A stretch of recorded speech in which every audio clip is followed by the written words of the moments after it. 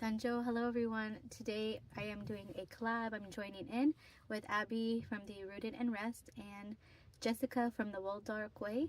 They are doing a fun collab for all homeschoolers, and the theme or the video topic is you know you're a homeschooler if so you're a homeschooler if I had to write mine down, okay?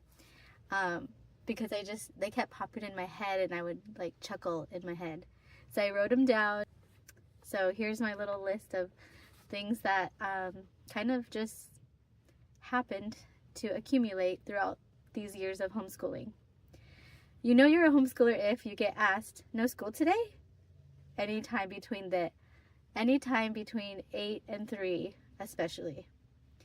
Whether it be at grocery stores, cafes, libraries, I mean anywhere really. If it's between like 8 a.m. to 3, yeah, I've numerously get asked like, no school today? And then you know how that conversation goes. You know you're a homeschooler if you get stared down at parks during the week because all of the 3 and unders are there. And then here you come showing up with your big kids on a school day. So they're looking at you like, what are you doing here? And that goes back to the first one. No school today? You know you're a homeschooler if you share you homeschool, then the adult says, oh really? What's 8 times 12? What's 8 times 8? It's like they're basically giving your kids a quiz on the spot because you said you're a homeschool family. Okay, you know you're a homeschooler if you see moms at the library and try to befriend them and, you know, thinking they're homeschool moms too, but then they tell you, no, we're just here because we had a dentist appointment and we're trying to kill time. Really. So they give you the look like, okay, this weird mom. I got that so many times, especially at the beginning of my years when I was just trying to start, have support from other moms. I would just throw myself out there, and all the times I did, it failed, and I have so many stories how they failed. But basically they would always respond with like, we're just here because we had a dentist appointment. So just trying to kill time. So when I go back home, I can like start dinner and then like move on to the next day. You know you're a homeschool mom if anything you do, you call it a lesson. Am I right? Like everything we do, it's like, oh, that was a lesson for the day. We're always learning. And it's true. Like no matter if we homeschool or not, we are always learning. So I definitely like to call it a lesson. You know you're a homeschool mom if your kids join in on a sports activity and they don't know how to function. Like they don't know what's going on. You know, you're doing kickball, softball kind of setup, and like they're kicking the ball and like instead of running the first base, they're running to home base. I've seen this happen before. You know, we've done some meetups and like a huge amount of homeschool kids are getting together, and you know, we put on some kind of sports events, and like some kids are just like, do you know the Sandlot, that one kid, and he like wants to join in the baseball team, and the friends need an extra player. Oh my god, I forgot his name. But he ends up being good, but at the beginning he's like, how do I catch a ball? I haven't done this before. But that's basically like very similar to what I'm talking about. So you know you're a homeschooler if you give a lesson and you make it as exciting and like the coolest experience that you can possibly, create. And then your reluctant child refuses to still do it.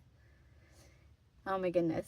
I think we all have to have at least one reluctant child, but we try our best.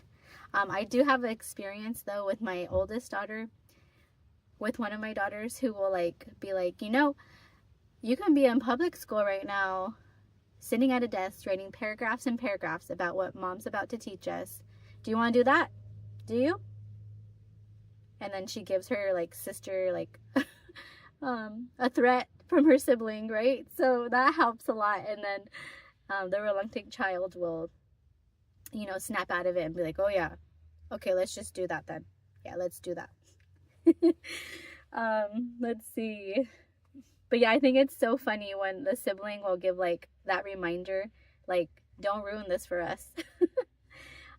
You know you're a homeschooler if you know all the different types of homeschooling styles, but you don't like to be told what to do. You know you're a homeschooler if you heard the phrase, oh, I could never do that. Good for you. I know I've gotten that quite a bit, and usually it's at the grocery store when they're like, why are you here? Why aren't they in school? What's going on? Yeah. So then that conversation happens, and that's usually when I get the, oh, good for you. You know you're a homeschooler if that same person who told you, like, oh, I can never do that, good for you. Or they might say, like, something like, oh, I could never do that. I love my free time, but good for you. That's like another one. So very funny. Funny, but not funny, right? But yeah, homeschooling is not for everyone. So it's just fun to, like, know that we do get these different phrases from people, and it's just part of homeschooling, that homeschooling lifestyle. You know you're a homeschooler if you know what poetry tea time is, and relaxed, slow mornings, and just slow everything, right? You know you're a homeschooler if you use the word rhythm and not routine. And like routine is like, oh, how dare you, right? We are so funny. We are. Oh my goodness. You know you're a homeschooler if you stumble or fumble on science. I don't know, for some reason, science is always like on the back burner, right? I know for us, we're just like, if we're baking and cooking or in nature, that's science. You know you're a homeschooler if you were to leave the house and, oh, okay, yeah. So you know you're a homeschooler if you leave the house and you call it a field trip. Like, everywhere's a field trip. Oh my goodness, I love that. Okay. I got a few more for you that these are just making me reminisce about some days. You know you're a homeschooler if all you do is handicraft all day and call it school, because who wants to do worksheets? You know you're a homeschooler if you do math, reading, and writing, and those are like your like must do daily. I feel like every homeschooler mom says that those are their must do, right? You know you're a homeschooler if your kids are in PJs or random outfits that they just choose from the costume box or whatever, and then that's just their getting ready for the day. So you don't want to ruin that energy, and you don't want to, pick your own battles pretty much, right? And you're just going to the grocery store and just let it be. Sometimes it just let it be. You know you're a homeschooler if you've had a nature day all day outdoors, then the kids ask what's for school today, and you're just like, that was school.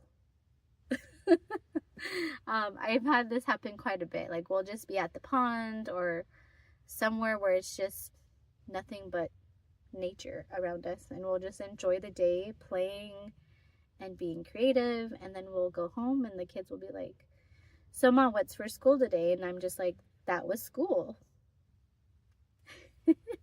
But I don't know, I think that's fun.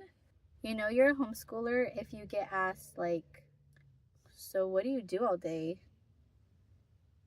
What do you do all day? I mean, oh my goodness, being a stay-at-home parent is already hard enough. So getting those phrases from people, it's like, ugh. Like, we do stuff. We're learning. We're playing, but we're learning. Um, yeah. But anyways, let's keep going. You know you're a homeschooler if board games are curriculum for you, because aren't they? You know you're a homeschool mom, or a homeschool family if you have books everywhere, and that's basically your mess. It's just books everywhere, on the floor, on the kitchen, under the table, under beds, on the side of beds, everywhere but the bookshelves. And then, like, if you pretty much have a library at your home. Like, you're a homeschooler if you have books galore. And not even just like owning them, but like library books. Like we can go in and get a whole wagon full of library books and they'll just be everywhere. Thankfully we don't lose them, but yeah, just that's your mess, right? That's basically your mess for your homeschool day, is just having books everywhere. Oh my goodness. Okay, let's do one more. You know you're a homeschooler if you've dissected an owl pellet. Or maybe you've, you know, done that and also have like raised ants or like some type of butterfly. I'm pretty sure you're a homeschooler if you've raised a butterfly or a caterpillar and turned it and did the whole, you know, metamorphosis. This was so much fun. I hope you had a little bit of chuckles and laughter, because at the end, all we need is play and laughter. I hope you have a great one, and we'll see you next. Okay, guys, I have one more. Okay, you know you're a homeschooler if you homeschooled before 2020, and all you would get is like backlash, like mother-in-laws, family, different relatives, sometimes friends too, or like, why are you homeschooling? And just making you feel awful about your homeschooling decision. But then 2020 hits and all of a sudden they're like, oh, you're so lucky, or oh, you're so used to this by now. I'm sure it was just a easy breezy transition. Not really considering our own emotions, but for us, luckily it was a good transition, but it's not, like it didn't really affect us, but it's not the same for every homeschool family, right? But I just feel like there were so many people against homeschooling, and then 2020 hits and like some people were still against it, but then I know relatives were like, oh, you know, it's a good thing you're homeschooling, like, oh, look, they're so happy for you all of a sudden. And then just this year it's like, wait, you're still homeschooling? I don't know, let me know if I'm the only one. But all right, I just wanted to share one last one, and you guys have a great day and we will see you next. Bye.